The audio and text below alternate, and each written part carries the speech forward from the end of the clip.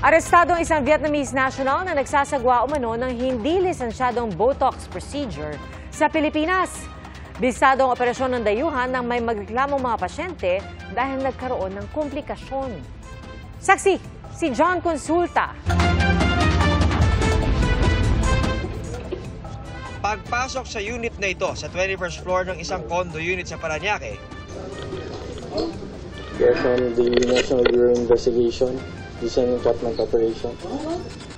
huli sa akto habang may inaasikasong pasyente ang 29 anyos na babaeng Vietnamese national. Tumambad sa mga ahente ng NBI Organized International Crime Division ang mga kama at improvised clinic sa condo unit. Natuklasan natin na itong subject natin gumagawa nga talaga ng nitong Botox procedure for a fee of 5,000 pesos. Na-check natin na itong subject natin wala siyang lisensya to practice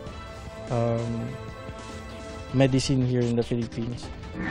Ang Botox ay isang neurotoxin na pansamantalang pumipigil sa paggalaw ng mga muscle. Ginagamit ito sa ilang cosmetic procedure para makabawas ng mga kulubot at iba pang linya sa mukha. Nag-ugat ang operasyon sa reklamo ng ilang pasyente na nagkaroon ng komplikasyon ang kanilang Botox procedure.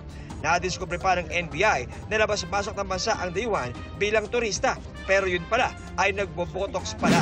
The NBI is saying that you have operated on some patients without the necessary licenses here in the Philippines. Is it true? I have no comment. Final po natin na kaso is illegal practice of medicine. Para sa GMA Integrated News, John Consulta ang inyong saksi. Mga kapuso, sama-sama tayong maging saksi.